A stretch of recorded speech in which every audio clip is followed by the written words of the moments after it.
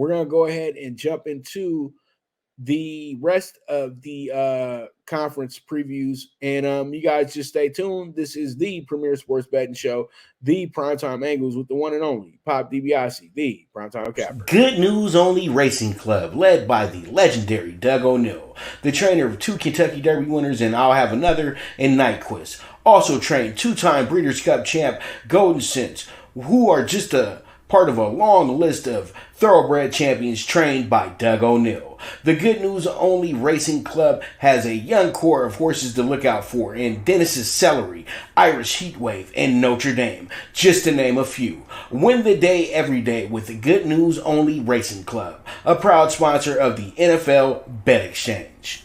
From the East and the West, you've heard others, but now you've tuned into the best. This is a Prime Wave Media production.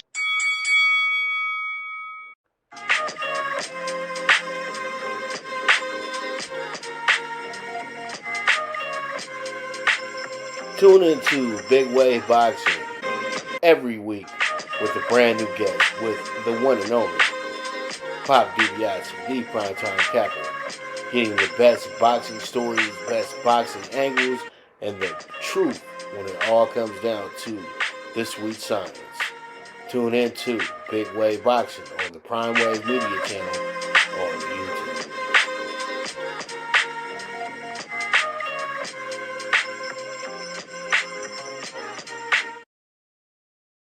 We are back with the premier sports betting show, the Primetime Angles, with the one and only Pop DiBiase, the Primetime Capper.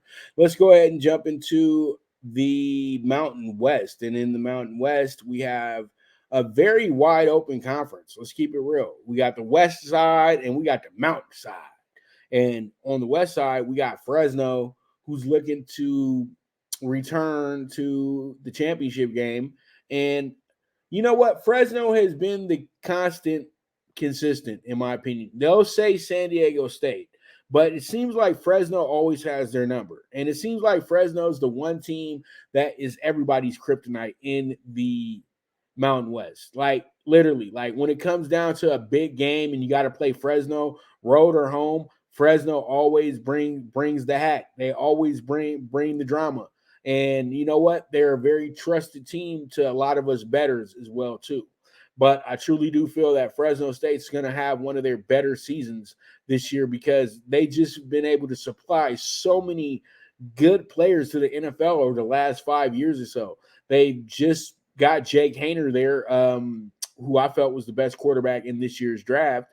So, you know, there's a lot of good things going on in Fresno right now. And that's good because Fresno is a very, very dangerous place. And it's good to be able to smile at some things in a place like Fresno. So I like the over 8.5 here with Fresno. Plus 140 is the number. I like them as a 9-3 team this year. I think they're going to be really good, man. That's how I'm seeing it. Hawaii. I think a lot of people probably will sentimental bet Hawaii this year, but I think Hawaii is going to be a bad team. I'm going to just keep it real with you.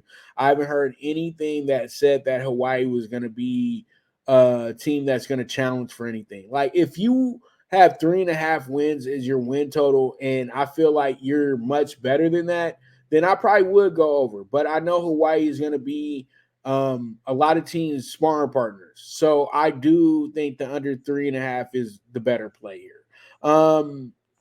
Also you have the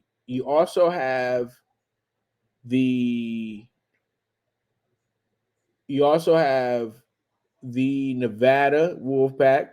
They're looking to put themselves back into the mix somewhat with this conference and not fall too far off, you know, for recruiting purposes and everything like that. They do not want UNLV to get ahead of them. UNLV is already playing in a better stadium.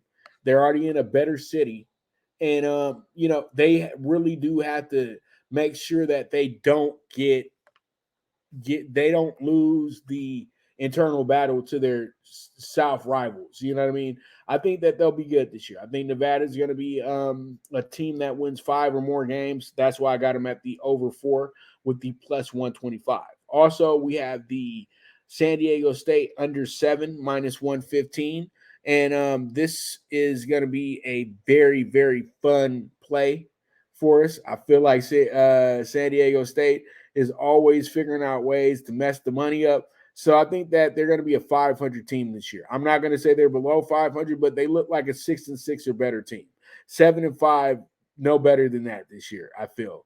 I think San Diego State is going to have to really put themselves back in the mix as, the team in the Mountain West, because the conference is wide open, and this division is there's teams ahead of them this year. I'm sorry, there just is.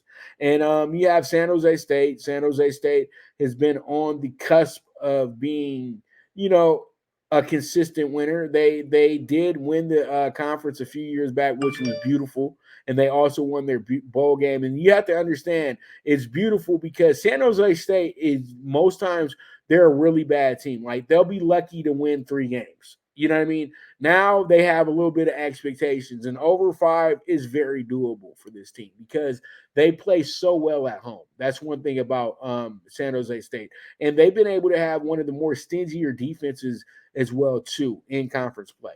Now UNLV said that they're ready to bust out.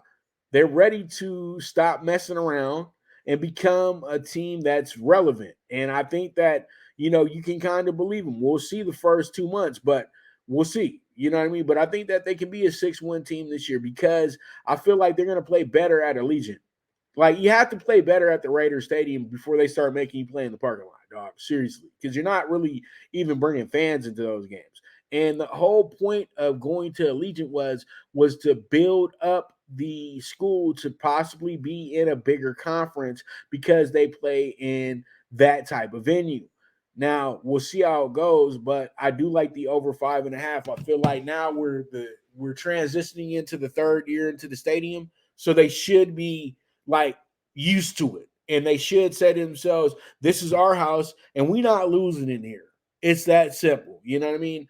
All right, the Mountain Division. Now, Air Force, who's been a very consistent team in the conference over the last few years, probably have the best system in the conference as well, too, because the way that they run the ball is so potent, and the way that they hold on to the ball, just if it was Madden, you would probably want to jump through the TV and choke Air Force's offensive coordinator, because that's what we call grandpa playing right there, where you going to slow that game, where you go ahead and you slow the game down somewhat, but you don't slow the game down. You speed the game up, but you not running to the line. You are using as much clock as you can.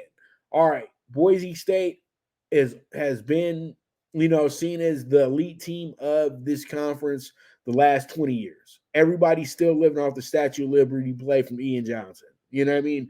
And Boise is stay consistent, but I think this year they're gonna start showing the wears and tears that come with, being a consistent winner. I think that they're going to go under 8.5 this year.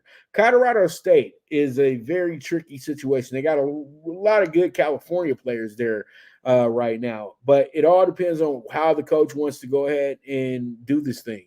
I think that they're good enough to go over 4.5 wins this year, and the spread is pretty much saying that should be a strong bet for that to happen. And New Mexico, who's been atrocious the last few years, sanctionings and things like that, not being able to recruit the same player, because they used to be able to recruit that guy that was on his last chance and he needs New Mexico more than New Mexico needs him and all that good stuff. Well, those guys are gone. So now New Mexico is just kind of going with the motions a little bit. But the over 3.5 to me shows that this team is building for the up and up. And I think that's where we're at right now with New Mexico. They won't be down for too much longer. Utah State over 5 plus 120. Utah State is the quiet wild card in this conference. Everybody knows when you go to Orem, it's going to be a tough game. Let's just keep it real. And everybody knows when Utah State is rolling, they're hard to beat. And this team, if they can get on a roll, if their defense can step it up, they have nothing but opportunity to go ahead and be that team this year. in my opinion. So the over 5 plus 120 is very valuable in my opinion because I think we absolutely crushed that bet right there. So we end with Wyoming, and I think Wyoming is in for a really bad season. If I could have said they're going to be under 4.5 games, I would put that there. I just don't think Wyoming's going to be that good this year. I don't think even playing in Laramie is going to be helpful for them this season, to be honest with you. So that's that, and that's going to be our group for today in the Mountain West. And let's go ahead and look at who I got picked as the champion. I think it won't surprise anybody either because I talked about him so highly. But we got Fresno as our champions at 4-1. They are presenting a lot of good value, but this is just a lot of good value in the conference period. So pretty much they're telling me that there's 5 teams right now that could take this conference because if you're under 10-1, you have to me a strong chance to win the conference. Okay. And I think that Fresno is the perfect number. And I think Fresno's in the perfect scenario this year, too, to go ahead and win their division and win the title as well, too. All right. So with that, we move on to our final group. And it's going to be this. It's going to be the Sun Belt. We got the East Division. Appalachian State has been a team that's been a constant